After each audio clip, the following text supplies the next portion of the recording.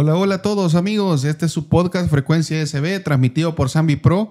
Hoy es viernes 26 de enero, se nos está terminando el mes, el primer mes del año 2024, pero eso no es motivo para no traer contenido de calidad. Hoy estamos aquí listos para platicar de un tema súper interesante y para ello nos acompaña nuestro buen amigo, el doctor Carlos Enrique Criollo, quien es jefe de la Unidad de Cuidados Intensivos del Hospital Nacional Rosales. Doctor, bienvenido a este podcast. Buenas noches, muchas gracias por la invitación. Un saludo a todos los vicentinos. Estamos dispuestos aquí a sacar cualquier duda de lo que es medicina crítica o unidad de cuidados intensivos. Excelente, gracias. Bueno, sigan llegando por favor a esta transmisión que vamos a platicar de salud y vamos a hablar de medicina crítica, como bien lo dijo el doctor. Y pues pienso que es un buen espacio también para evacuar todas aquellas dudas que nosotros podamos tener referente a este tema. Por favor, no se olvide de darle like y compartir esta publicación para que llegue a nuestros otros seguidores, así como también le invito para que vaya a nuestras plataformas de audio, Apple Podcast, Google Podcast y Spotify. Puede suscribirse y buscarnos como Frecuencia SB, es completamente gratis y nos va a escuchar las veces que quiera. Bueno, vayamos entrando entonces en materia. Doctor Criollo, medicina intensiva o medicina crítica. ¿Qué hace un médico intensivista? ¿Cómo es la preparación para llegar a ser un médico intensivista? Muy bien. Antes quiero explicar que la especialidad de cuidados intensivos es relativamente nueva, ya que anteriormente no existía solo las especialidades de las ramas básicas de la medicina, como es medicina interna y cirugía. Para llegar a ser o convertirse en intensivista, primero hay que estudiar los 8 años de carrera normal para médico general.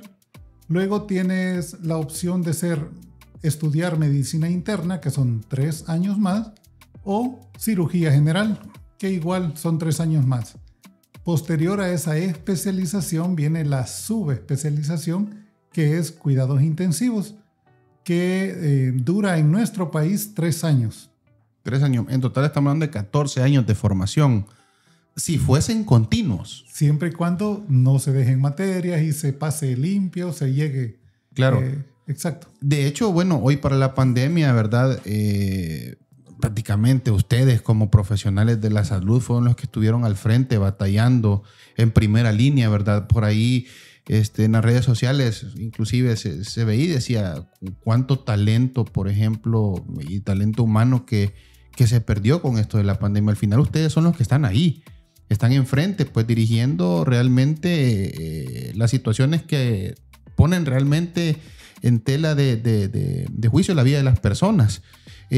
Platiquemos un poquito acerca de qué son los cuidados intensivos. O sea, porque la gente a veces la suele conocer como las famosas UCI, ¿vea? La gente dice la UCI. ¿Qué podemos entender que es una UCI? ¿Qué características tiene una unidad de cuidados intensivos? ¿Y para quiénes es?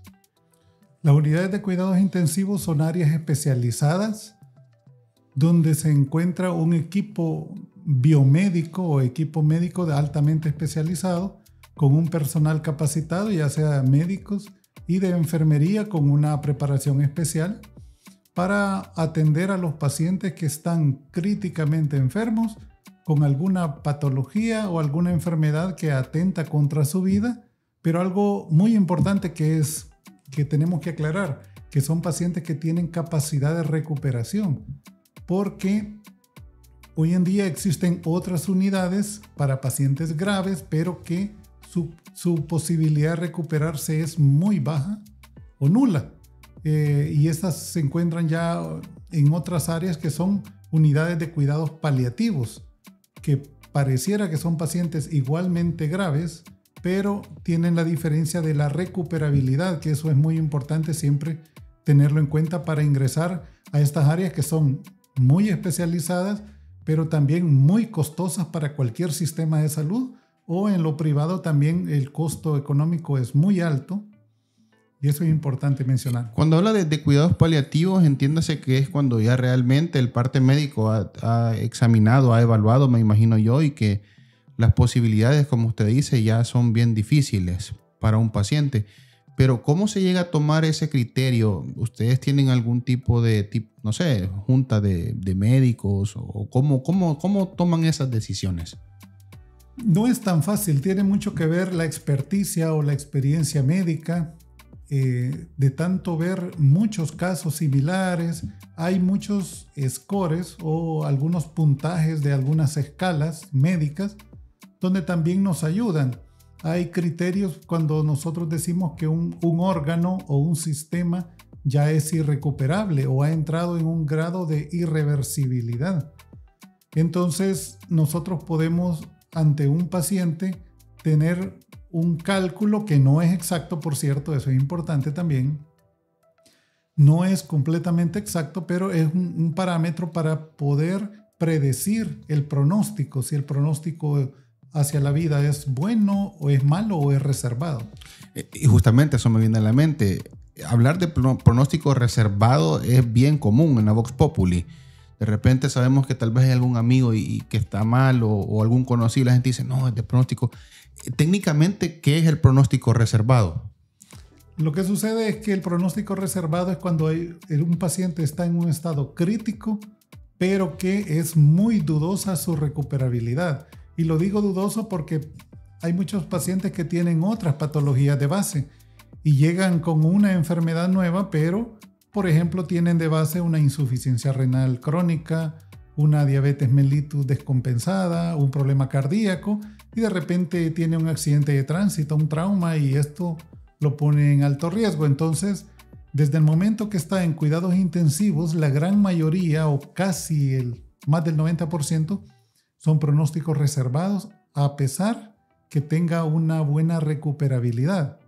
Ahora, ¿por qué esto? Porque desde el momento que estamos en cuidados intensivos, que está sometido a sondas, catéteres, infecciones, procedimientos, antibióticos, todo esto hace que el paciente esté en riesgo y muchos de ellos, imagínate, llega alguien por una enfermedad, por ejemplo, un trauma, una quemadura, una infección severa, una neumonía.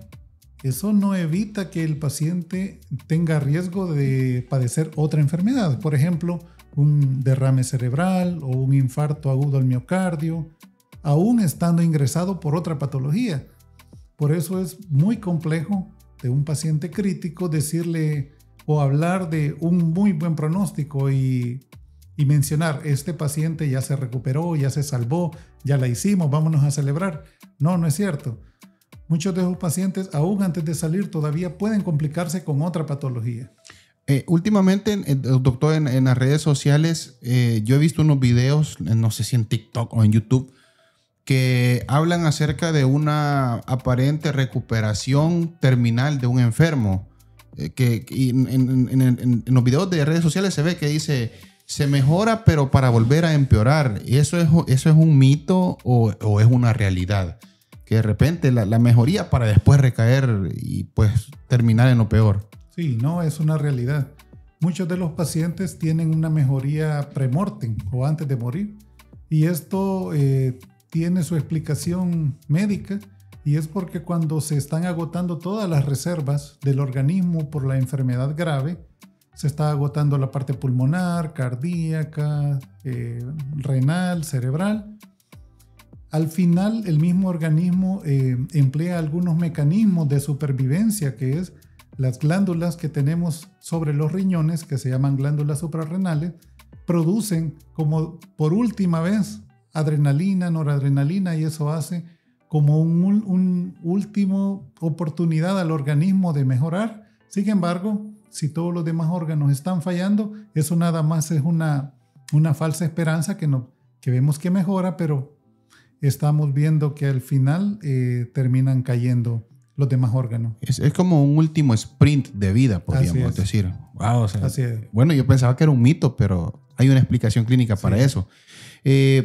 Bueno, en la unidad de cuidados intensivos ya estoy claro que están los médicos intensivistas, pero me imagino, por ejemplo, para el personal de enfermería, supondré también que hay una formación especializada también, o que otras, o ustedes como equipo se auxilian de diferentes especialidades médicas. ¿Qué médicos hay en una unidad de cuidados intensivos? Sí, tú has dicho algo muy importante, porque no es solo el intensivista. Necesitamos también de otras subespecialidades. La unidad de cuidados intensivos, para que funcione, Y para que recuperemos un paciente, se requiere de todo un equipo médico. Necesitamos de nutriólogos que nos ayuden con la nutrición del paciente crítico. Necesitamos de farmacólogos, los de farmacia. Necesitamos laboratoristas. Necesitamos enfermeras que tienen una preparación especial en cuidados intensivos. No es lo mismo ver un paciente estable a un paciente inestable que está dependiente de ventilación mecánica y de medicamentos para sostener la vida. Es más, yo siempre digo que la parte fundamental o la columna vertebral de la atención en cuidados intensivos es enfermería. Porque por enfermería el paciente come, es quien le da la alimentación a través de sondas, ya sean nasogástricas o directamente al estómago. También gracias a enfermería el paciente hace su aseo personal, el bañado, sus necesidades básicas de orinar, de defecar, todo eso, la limpieza, el afeitado, el cumplimiento de medicamentos, todo eso depende de enfermería casi 100%. También tenemos otra parte del equipo que es fisioterapia, psicología. Todos estos forman parte para la recuperación de un paciente. Es por eso que es muy complejo cuando hablamos de unidades de cuidados intensivos, porque tenemos un ventilador artificial y un monitor, dejando de lado todo el aparataje que se requiere para recuperar a un solo paciente. Un laboratorio con buena capacidad para exámenes, radiología, con tomografías, rayos X, alimentación, un quirófano, porque estos pacientes no están exentos de sufrir alguna patología que requiera una intervención quirúrgica. Sí, o sea, y va una pregunta. El paciente de cuidados intensivos, obviamente me imagino que recibe algún momento, si se recupera, su alta de la unidad tal vez. Pero entiendo que eso va a un nivel de escala de control, ¿verdad? Porque también yo he escuchado que existe la unidad de cuidados intermedios también. O sea, ese criterio de recategorizar al paciente, ¿cómo es? Bien, los pacientes de cuidados intensivos generalmente no se dan de alta. Las áreas críticas son áreas transitorias de atención, de estabilización, para luego pasar a otra área de hospitalización para continuar sus manejos y luego ser dados de alta. Hay escalas como, por ejemplo, cuidados intermedios son como escaleras donde vamos ascendiendo hacia cuidados intensivos. Si el paciente no está muy grave, yo lo ingreso en cuidados intermedios, y si aún el paciente se sigue complicando, lo paso a cuidados intensivos. Pero este paciente de cuidados intensivos que ya empezó a mejorar, está mucho mejor, yo voy en decalaje, voy bajando esas gradas y lo regreso a cuidados intermedios. Y todavía en algunos hospitales y en algunos países existe una grada más abajo que es cuidados especiales para pacientes todavía de menor complejidad. Y luego está una grada más abajo que es hospitalización general. Y de ahí sí el paciente puede ser dado de alta. O sea que es un proceso que puede ser bastante largo. ¿Hay un tiempo promedio que yo sé que eso depende de cada caso, pero un tiempo promedio que un paciente permanezca en la UCI? A nivel internacional se habla de 5.5 días como la estancia promedio de un paciente en cuidados intensivos. Sin embargo, esto varía de país en país, varía de unidades de cuidados intensivos que hay de muchos tipos de UCIs. Por ejemplo, está la UCI médica, la UCI de trauma, UCI de cuidados coronarios, la UCI para trasplante cardíaco o cirugías cardíacas, UCI de trauma. Entonces depende de la patología, depende si es una UCI de adultos, una UCI pediátrica. Hay varios factores que hacen que la UCI, la permanencia en UCI sea diferente entre un país y otro, un tipo de paciente y otro tipo de paciente, pero en general andan por entre 5 y 6 días. Ok, ¿y cuáles son, digamos, los principales motivos por los cuales la gente llega a esta instancia? Sé que las causas son diversas, pero ¿cuáles tal vez serán las más frecuentes que pueden derivar en una complicación? Por ejemplo, las unidades de cuidados intensivos médicas en nuestro país son las enfermedades infecciosas pulmonares y algunas enfermedades crónicas como es la insuficiencia renal crónica, diabetes y complicaciones de la hipertensión, que son infartos cardíacos, infartos cerebrales o derrames cerebrales. Son las que más frecuencia tienen. Sí. Por ejemplo, quiero poner un ejemplo ahí hipotético. Usted hablaba de traumas, podría ser, por ejemplo, un accidente de tránsito. ¿Cómo es el proceso que se sigue para poder decir, porque ustedes definitivamente no es que lo meten de una sola vez a la unidad? ¿Hay algún protocolo específico? ¿Cómo funciona ese protocolo de evaluación para que pueda, digamos, dársele una categorización al paciente después, por ejemplo, de algún incidente, de un accidente de tránsito, de alguna situación traumática que haya vivido? Bien, un paciente sufre un accidente de tránsito severo, es trasladado al hospital. Una vez está en el hospital, el área primordial o quien lo recibe es la emergencia.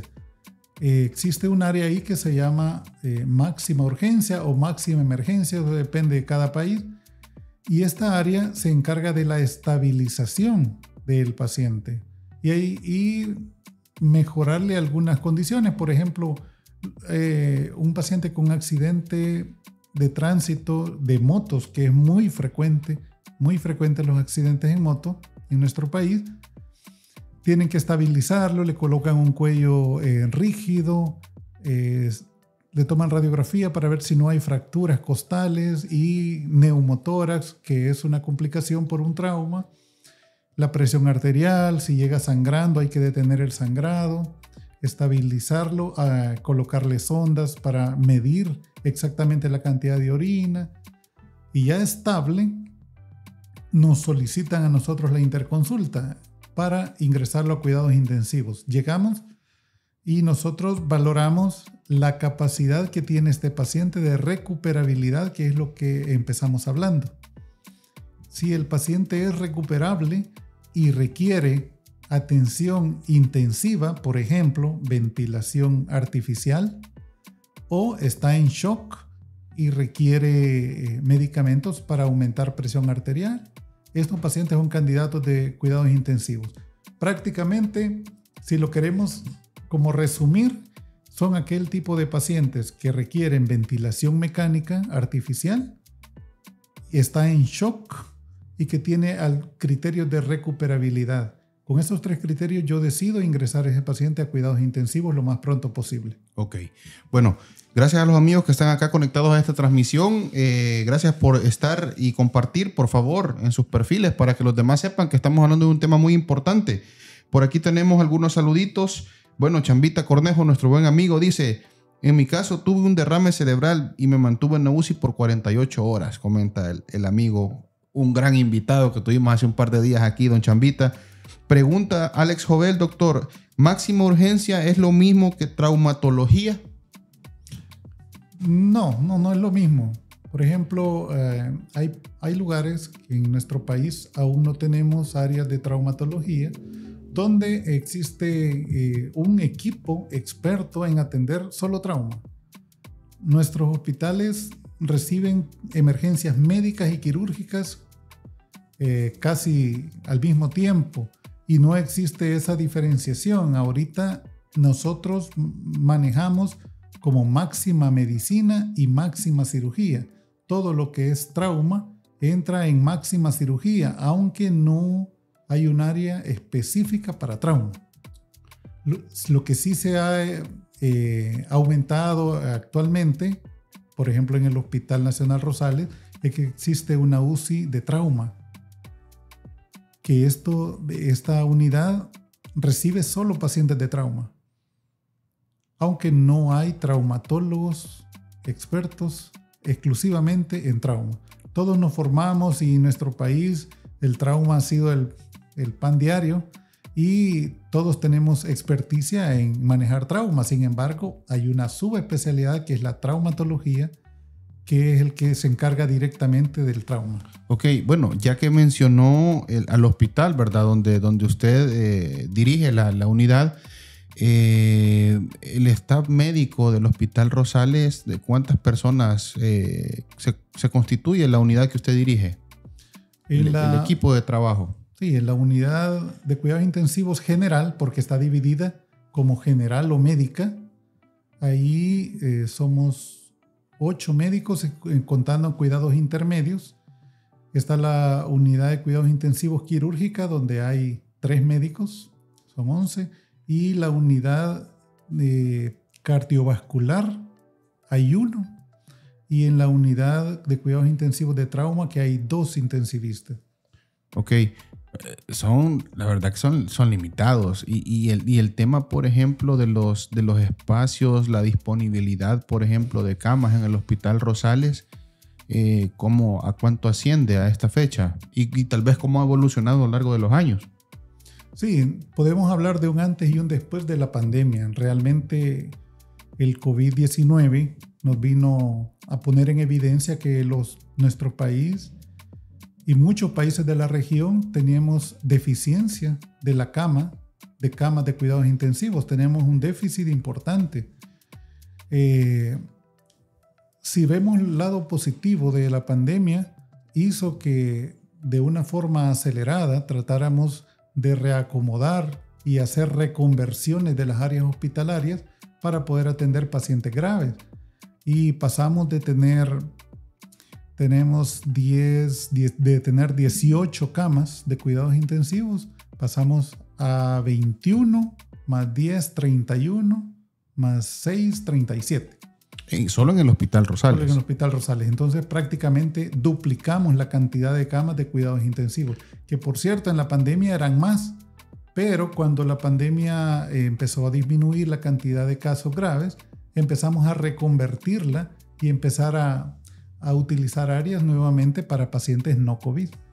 Bueno, ya que habla de la pandemia, se me viene a la mente, ¿cómo fue el manejo? Pues ustedes como Hospital Rosales realmente, el Hospital Rosales, entiéndase que es el referente a nivel nacional de salud pública. Ahí le llegaba prácticamente todo lo que se complicaba a ustedes. ¿Cómo fue ese manejo en la pandemia? Muy complicado. Recordemos que a nivel mundial, una enfermedad desconocida que no tenía un tratamiento específico para detener el virus, que no existían vacunas. Nuestro sistema inmunológico no estaba preparado para este virus. Y lo complicado era que mencionaba que ya había un déficit de camas y nos enfrentábamos a una cantidad acelerada de pacientes que llegaban todos los días en ascenso y sin tener un tratamiento específico. El Hospital Rosales ya tenía una pandemia, si lo podemos llamar como pandemia, que es los pacientes con insuficiencia renal crónica, que a nivel de todo el país es un problema de salud pública muy importante. Y cuando este tipo de paciente llegaba con COVID, el problema se duplicaba porque teníamos que darle el tratamiento de la insuficiencia renal, pero también de la neumonía por COVID. Esto hacía que el paciente fuera mucho más vulnerable para entrar al ventilador artificial y a una unidad de cuidados intensivos. Hacían unas neumonías más severas, son pacientes que ya tienen algún grado de inmunodepresión y se defienden menos que un paciente con su inmunidad normal. Entonces, complicado, sí, muy complicado por la cantidad acelerada de pacientes cuando no estábamos preparados completamente. Esto de que de repente a veces en las redes sociales se rolaban imágenes, ¿verdad? Que no había cama para la gente. O sea, me imagino fue una realidad en su momento por el mismo tema de saturación. Pero menciona algo que me parece muy importante. No había vacunas. Es decir, ¿cómo al final se tomaban esos criterios de decisión para atender a un paciente si no había tal vez alguna referencia de qué hacer? O sea, está en función tal vez del caso específico del paciente y también preguntar acerca de esto de las insuficiencias renales, que también me parece interesante que pudiese explorar en eso porque son una enfermedad que pues realmente ataca a todo mundo, o sea, de todas las edades se ven casos. ¿Nos podría platicar acerca de eso? Sí, quizás algo bien importante con respecto a lo que mencionaste al principio del manejo. Tuvimos una pequeña ventaja que en nuestro país el COVID llegó después de que ya estaba la pandemia acelerada en países europeos, por ejemplo Italia, España, que les pegó muy fuerte para ellos la pandemia. Ellos empezaron a probar algunos medicamentos, el uso de los esteroides, algunos dispositivos para oxígeno y otros medicamentos que posteriormente se iba viendo si realmente funcionaban o no funcionaban. Nos dio eso, digamos, una pequeña oportunidad para poder utilizar algunos medicamentos. Sin embargo, no hubo un medicamento que fuese efectivo 100% como para detener una pandemia de esta magnitud como el COVID. Y con la insuficiencia renal es complicado. Existe una gran cantidad de pacientes y lo curioso es que en otros países la insuficiencia renal crónica tiene bien definido o casi bien definido la etiología, o sea, la causa de esta enfermedad. Generalmente diabetes mellitus e hipertensión arterial. Significa pacientes de mayor edad. Pero en nuestro país, curiosamente, tenemos gente muy joven que no son diabéticos, que no han tenido hipertensión arterial, pero tienen insuficiencia renal crónica. Es algo que hay como muchas teorías de lo que pueda estar causando esto. Sin embargo, falta mayor evidencia científica para poder determinar exactamente qué es lo que sucede en nuestro país, que se compara con otros países de la región, pero no con otros países como europeos. Sí. Tal vez un tema podría ser de hábitos, tal vez, ¿verdad? Por ejemplo, el no consumo tal vez de agua, porque hoy en día pues, se ven casos de muchachos muy jóvenes que no toman agua y dicen, no sé, pues un factor que generalmente se considera importante para poder mantener una buena salud de la función de los riñones, ¿verdad? Por aquí nos comentan, doctor, me pregunta el amigo Chambita Cornejo, mire, ¿cómo se llama? Dice el medicamento que se hace los coágulos de sangre en el cerebro. Depende, porque hay muchos anticoagulantes y hay algunos medicamentos que no son anticoagulantes, pero funcionan algo muy parecido, que es ir a destruir un coágulo, que se llaman fibrinolíticos. Y son medicamentos muy delicados. Por ejemplo, cuando alguien tiene un infarto agudo al miocardio o al corazón, es una arteria la que se obstruyó. Y esa arteria obstruida primero por una placa de colesterol que se volvió inestable y luego el cuerpo formó un coágulo y tapó la arteria. El tratamiento es ir a destapar esa arteria.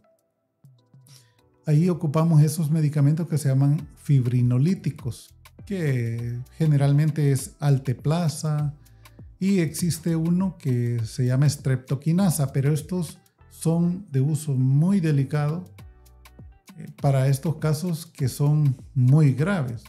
Existen otros anticoagulantes que han aparecido para cuando hay algún tipo de trombosis o para prevenir los coágulos, que esas son las heparinas. Hay heparinas de bajo peso molecular, hay unas que son inyectadas, otras tomadas, y existen otras más antiguas, como es la warfarina. Hay una gran cantidad de medicamentos anticoagulantes, cada uno con funciones diferentes, algunos parecidas, pero otros que son diferentes.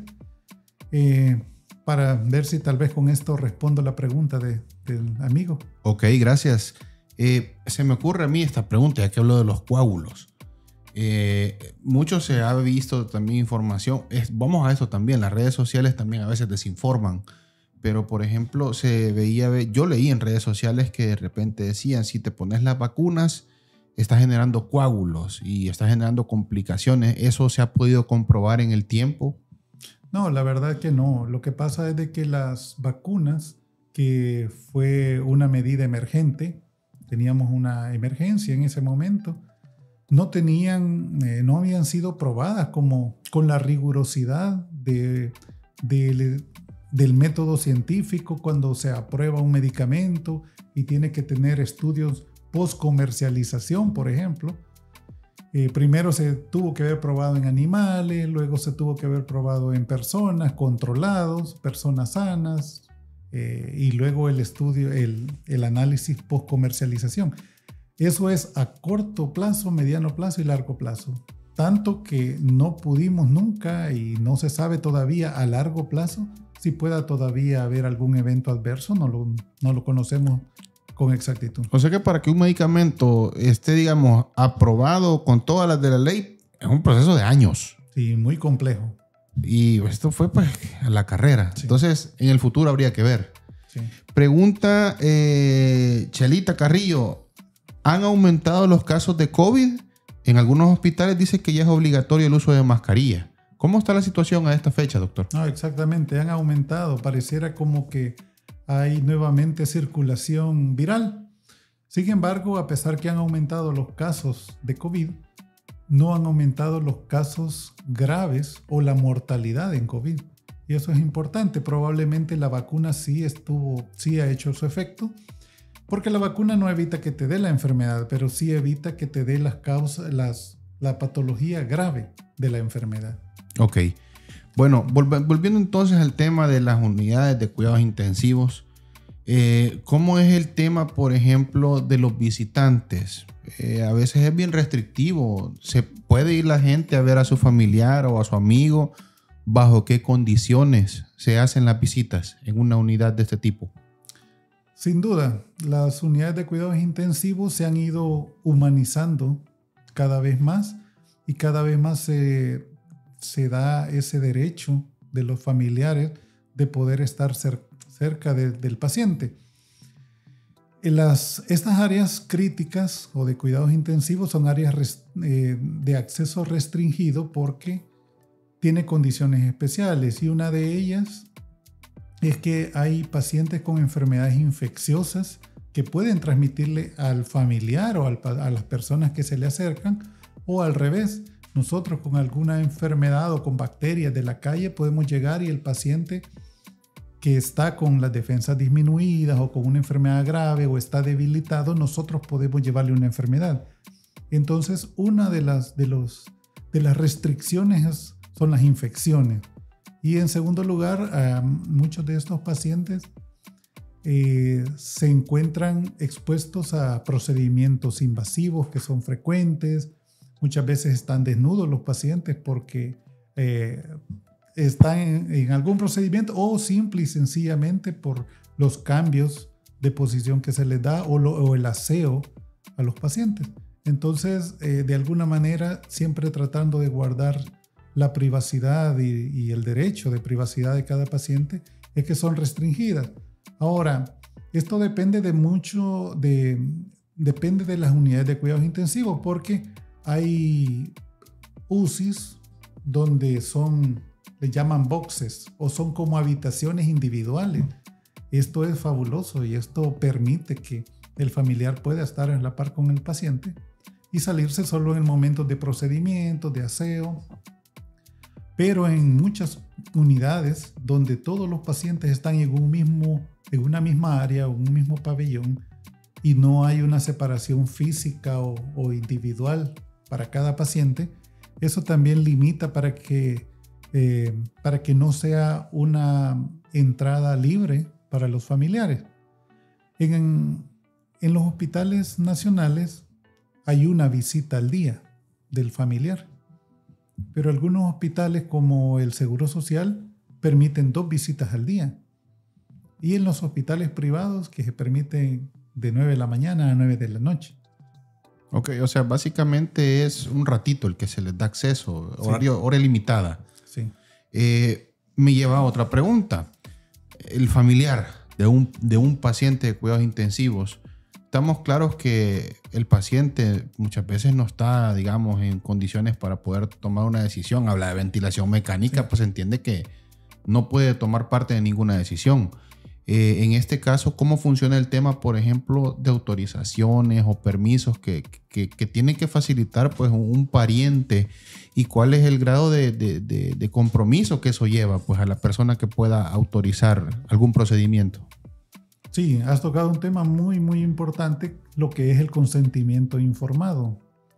Recordemos que muchos de los pacientes, casi todos, que se encuentran en cuidados intensivos, son incapaces de poder decidir por sí mismos, ya sea sobre la ventilación mecánica, algún procedimiento, que para todos esos procedimientos debe haber un consentimiento informado. Y en ese caso, es el familiar más cercano el que puede tomar la decisión. Obviamente se requiere que haya una explicación de todos los riesgos, de los beneficios, todos los posibles resultados de ese procedimiento para poder autorizar. Hay una cultura en Estados Unidos, por ejemplo, y hay otros países fuera de acá, donde la persona tiene una posibilidad de escribir cuando está sano, y muchos de ellos tienen esa cultura de decir, no, yo si me enfermo no quiero que haya ventilación mecánica en mí, que no me coloquen un catéter, que no me coloquen esto, y es respetable 100%. Al final es la decisión de cada quien. Sí. Sin embargo, en nuestro país nosotros no tenemos esa cultura. Es más, nunca pensamos en lo trágico que puede ser. Nunca pensamos que nos puede suceder un accidente y quién va a decidir por mí. Ni siquiera tenemos delegado a la persona, decir, si a mí algo me pasa, tú podés decidir y yo no quiero esto, yo sí quiero esto. Y algo quizás que está en auge en otros países, que es el trasplante. Cuando tú estás sano, tú podés decidir. Y si a mí me pasa algo, yo soy donador y autorizo para que mis riñones o mi hígado puedan servir para otro ser vivo. Pero aquí estamos todavía en pañales en esos temas, pero sí es importante el consentimiento informado. Cuando no puede el paciente, son el familiar más cercano el que debe de autorizar esto. Ok. Habló de los trasplantes. ¿Y aquí cómo estamos con eso? O sea, ¿qué se hacen trasplantes? Me imagino, pero no de todo, ¿verdad? ¿Qué es lo que está más avanzado aquí en el país? Sí, trasplante renal nada más. Solo trasplante de riñón. Y estamos hablando de un trasplante que se llama trasplante vivo. O sea, que un hermano, tu esposa, tu papá, hijo, pueden donarte un riñón. Después de toda el estudio de compatibilidad y todo eso, al final los dos están acostados, los dos están en una cirugía, un equipo quirúrgico está operando a un paciente, al sano, le está sacando un riñón y el otro equipo quirúrgico está operando al otro paciente, al paciente enfermo. Y para poder hacer el trasplante renal vivo. En otros países existe lo que es el trasplante cadavérico. Y es realmente el paciente que ya tiene muerte encefálica o muerte cerebral y el paciente legalmente ya está fallecido, aunque su corazón sigue latiendo y sigue respirando por un ventilador artificial. El corazón latiendo, pero legalmente está fallecido, y esos son los que se consideran trasplantes cadavéricos. Ventaja de esto es que el trasplante cadavérico puede donar su corazón, más órganos, su corazón, sus pulmones, su hígado. En cambio, el vivo es más complejo. Puede donar un riñón de los dos que tiene, un pedacito de hígado puede donar, pero el cadavérico tiene, hasta los huesos se pueden donar córneas, piel, es infinidad lo que puede ayudar a un paciente cadavérico hacia una persona para que tenga mejor calidad de vida. En materia legal, ya que menciona eso, la muerte cerebral, ¿cuál es el criterio para determinar realmente muerte cerebral? Y una vez, y eso también aplica aquí en el país, muerte cerebral ya prácticamente ustedes lo reportan como un deceso o hasta que se desconecta el equipo de asistencia mecánica. Sí. Muerte cerebral, se llamaba muerte cerebral y ahora se llama muerte encefálica, que incluye no solo el cerebro, sino también el tallo cerebral, abajo del cerebro, que controla muchas de las funciones vitales. El criterio para considerar a alguien en muerte encefálica o cerebral, hay varios criterios clínicos que uno va haciendo muchas de las pruebas y va va observando. Y cuando tenemos una muerte cerebral por clínica, significa que yo ya le hice todas las pruebas y ninguna prueba fue positiva. Después de eso hago una prueba confirmatoria para estar completamente seguro y se hace con dos evaluadores diferentes en 2 momentos diferentes para estar completamente seguro que estamos hablando de muerte encefálica o muerte cerebral. En nuestro país, cuando declaramos muerte cerebral, no desconectamos a los pacientes ni hacemos, no limitamos todo el esfuerzo, no se limita. En otros países sí. Por protocolo. Muerte encefálica está declarado legalmente muerto y en ese momento ya se llena el acta de defunción porque el paciente ya está fallecido. Y pueden retirar cualquier soporte ventilatorio, todo. En nuestro país no, todavía no. No tenemos una legislación muy clara en este aspecto, que es un aspecto delicado sobre lo que es la muerte cerebral. Eso, al final, entonces, a discreción de quién queda, del familiar. No. ¿O cómo es la onda ahí?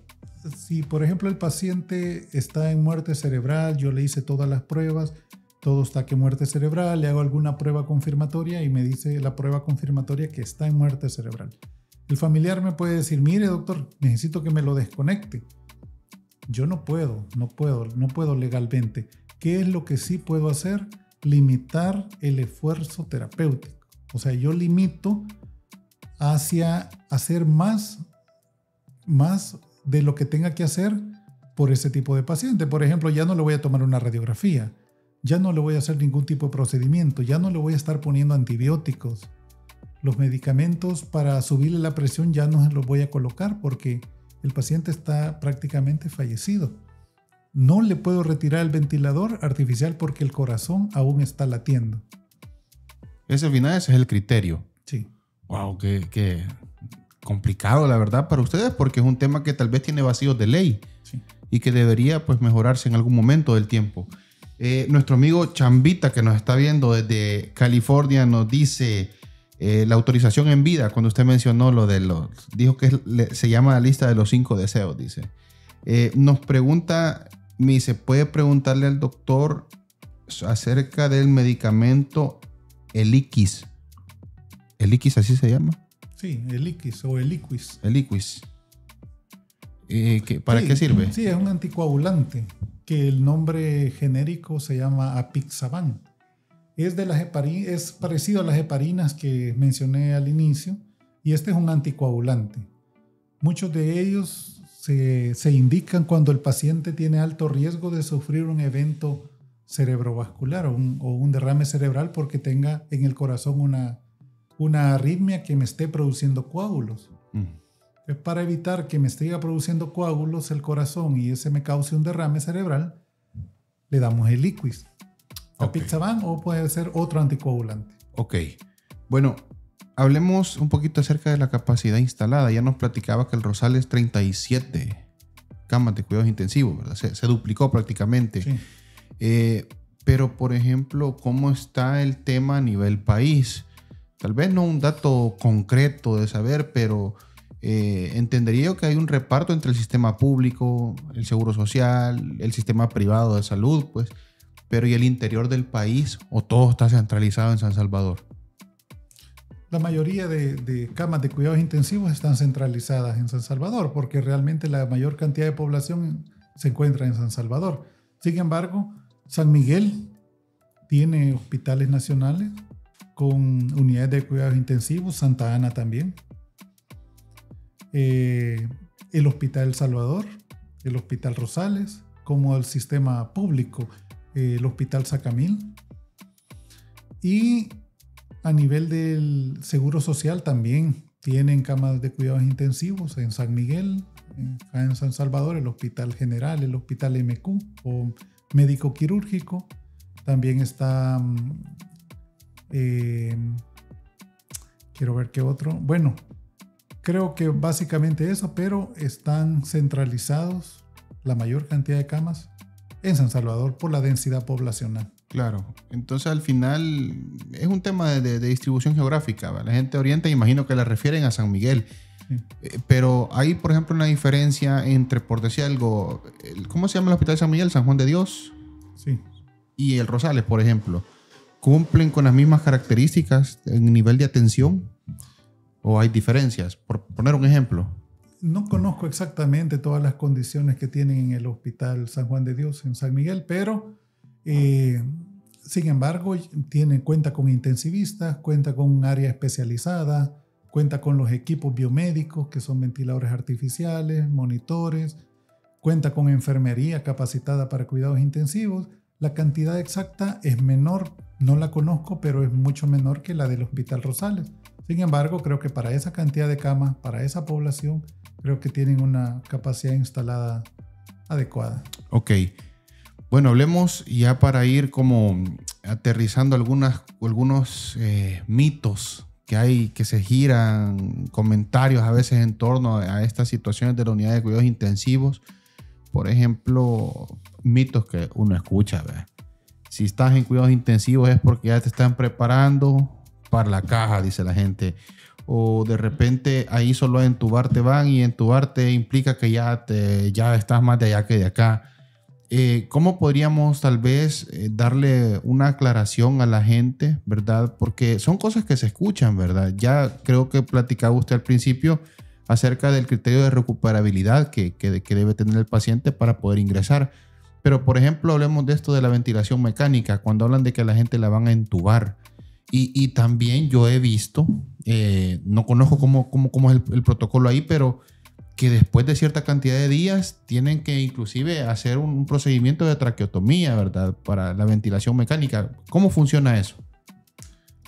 Para dar algunos números, aproximadamente el 20%, entre un 15 y un 25% es la mortalidad de las áreas de cuidados intensivos, que varía también, depende el país y el tipo de UCI. ¿Qué significa? Que si es un 20%, un 80% sale bien, sale vivo. O sea que de 10 pacientes que ingresan a cuidados intensivos, 8 salen vivos y 2 salen fallecidos. Significa que no es que el que ingresa a cuidados intensivos se muere. Desmentimos el mito, ¿sí? Okay. Y uno de los criterios, como mencioné al inicio, es la recuperabilidad. Si el paciente tiene todavía algún tipo de capacidad de recuperarse, se le brinda todo el soporte para que entre en ese 80% de pacientes que salen vivos y lo mejor posible de cuidados intensivos. Con la ventilación artificial o ventilación mecánica, se le coloca un tubo que se llama endotraqueal, un tubo a través de la boca, que llega que pasa a través de la tráquea para sustituir la función de los pulmones.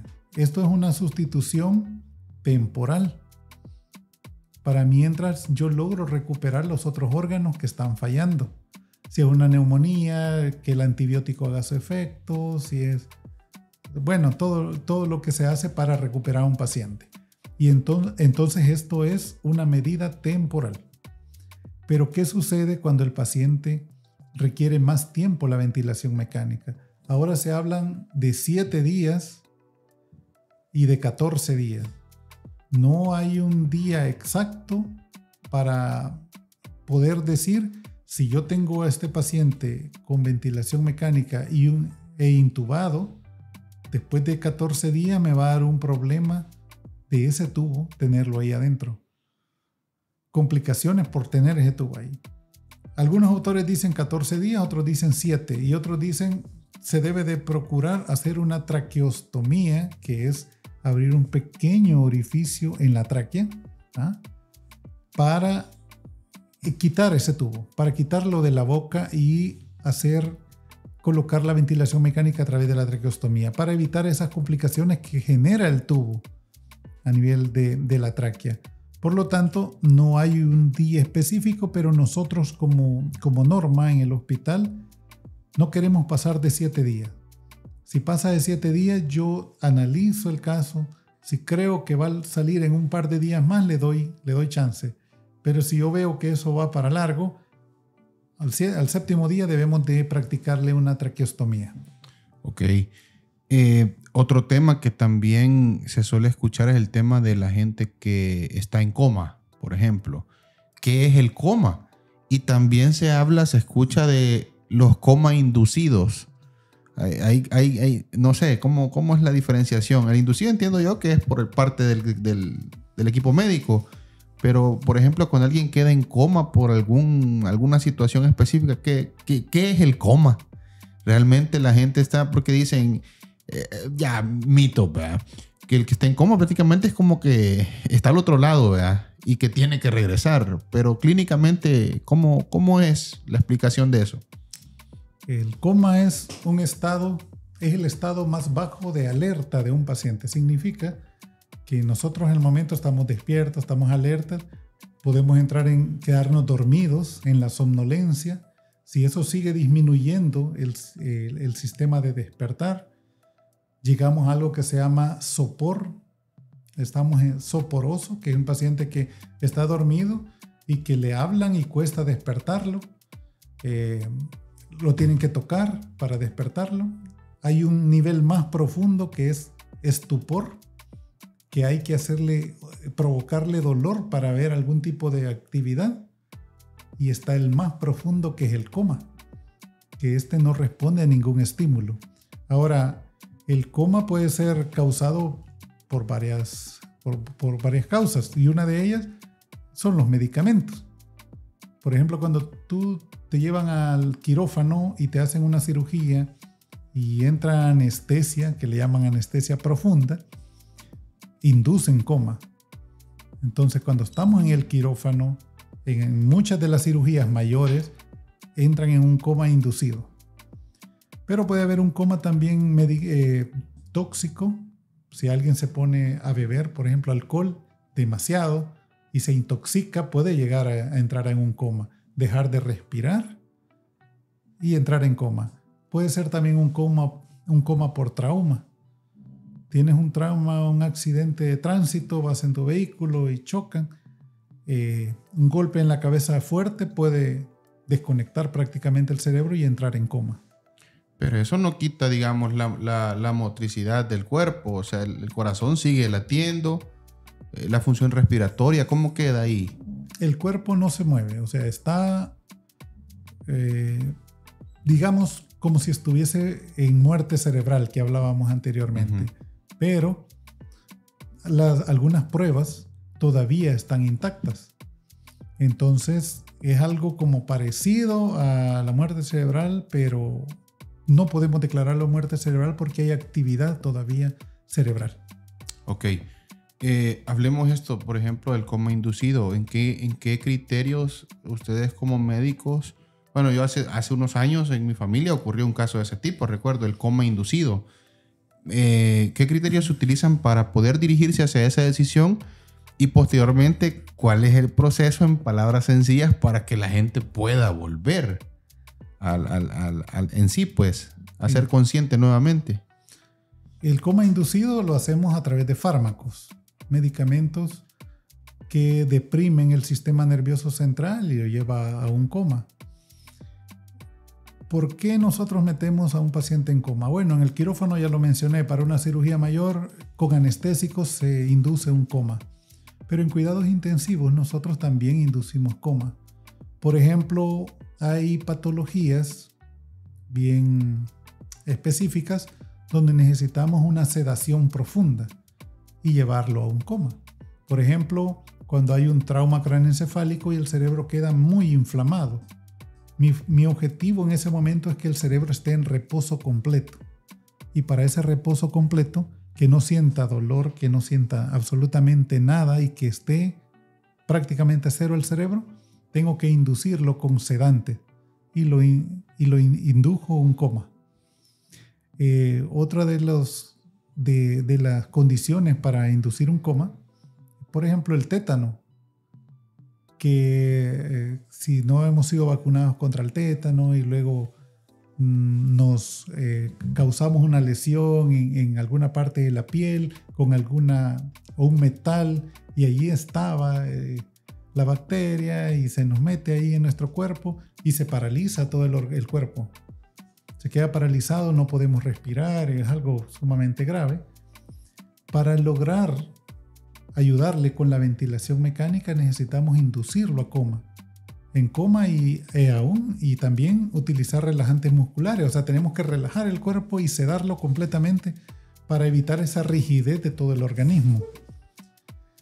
Hay neumonías también muy severas que el paciente no puede estar luchando contra un ventilador artificial y yo necesito que el paciente esté completamente en coma, sedado, una sedación profunda, un coma inducido. Okay. ¿Y para volver en sí? El retiro de los medicamentos. Ya es una cuestión de recuperarse propiamente la persona. Sí, el mismo organismo empieza a metabolizar los fármacos y a través de los riñones empieza a eliminarlos. Por lo tanto, empiezo a suspender algunos medicamentos para que tenga un despertar, digamos, lento. Paulatino. Sí. Hay algunos medicamentos ahora que tienen una vida corta, una vida media corta, que a los 20 minutos que yo he retirado el medicamento, el paciente ya lo eliminó.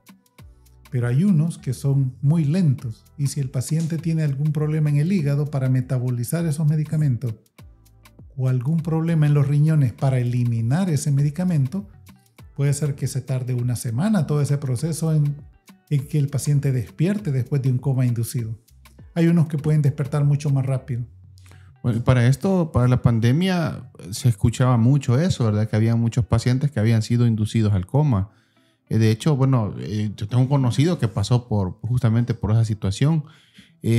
Al final, doctor, depende de cada quien, ¿verdad? También su fortaleza física también, ¿verdad? Para poder reaccionar a todas estas atenciones que ustedes están dando ahí. Particularmente me ha parecido muy interesante todo lo que nos ha socializado en esta noche y pues los amigos han estado ahí muy pendientes. Gracias a todos los que han estado pendientes y conectados a esta transmisión. Mandamos muchos saludos a todos los amigos que nos ven desde el extranjero. Esto es Frecuencia SB, siempre trayendo contenido de calidad para ustedes. Doctor, ¿algún mensaje para nuestra audiencia de Zambi Pro acerca de la importancia de pues, la salud que tenemos que tener nosotros y tal vez pues no sé, pues alguna indicación muy general que podría usted facilitarnos para que la gente a veces sepa cómo actuar ante alguna situación que se le pueda presentar? Porque al final, de repente, muchas veces uno escucha culpar, ¿verdad?, al personal de medicina cuando realmente lo que ustedes están haciendo es tratando de salvar vidas, ¿verdad? Pero de repente a veces la gente en su mismo tal vez estrés, el mismo dolor que les pueda causar alguna situación, pues llega a pensar que es culpa del médico cuando realmente no es ese el objetivo.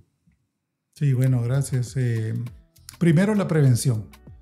Tenemos que cuidarnos nosotros mismos.Nosotros somos los principalmente responsables de nuestra salud. Yo no necesito que alguien venga y responsabilizar a una persona de mi salud. Yo tengo que tratar de comer saludable, tratar de hacer ejercicio, de no fumar, limitar las bebidas alcohólicas. Y si yo ya padezco alguna enfermedad, diabetes, hipertensión, alguna enfermedad crónica, tratar de mantenerlas estables o controladas. La presión controlada, los medicamentos tomarlos como el médico lo indica, no automedicarse es algo muy importante. Y después de todo esto, si ya a pesar de la prevención, de la atención adecuada o el control adecuado de estas patologías, aún así sucede algo más, consultar rápidamente con un profesional. Puede ser un médico general para que evalúe la situación y vea la gravedad de la situación, y no hay que temerle a cuidados intensivos, al contrario, cuidados intensivos se hacen milagros. Si los milagros existen, para mí, ahí suceden, y ahí suceden todos los días. Bueno, qué importante eso que acaba de mencionar, ¿verdad? El tema de tener también fe, ¿verdad? Y tener ganas de vivir, porque al final el tema anímico tiene mucho que ver. La mente se dice que es poderosa y también condiciona a nuestro estado físico al final. Doctor, gracias por haber dedicado este espacio a Frecuencia SB Por aquí nos dicen excelente calidad de programa, muy ilustrativo. Felicitaciones, gracias a todos los que han estado conectados y pues esperamos volver a platicar en el futuro. Sí, claro, hay muchos temas que podemos tocar. Realmente la promoción en salud y la educación en salud es una obligación que deberíamos de tener todos. Los profesionales de salud estamos comprometidos en ello. Excelente. Bueno, eso ha sido todo por esta noche, amigos. Gracias por haber estado conectados. No se olvide darle like y comparte esta publicación para que los demás la vean. Acuérdense que este video va a quedar colgado en nuestras plataformas de redes sociales en Zambi Pro y vaya por favor a nuestros canales de audio, Apple Podcast, Google Podcast y Spotify y búsquenos como Frecuencia SB. Suscríbase que es completamente gratis. Será hasta la próxima y feliz noche.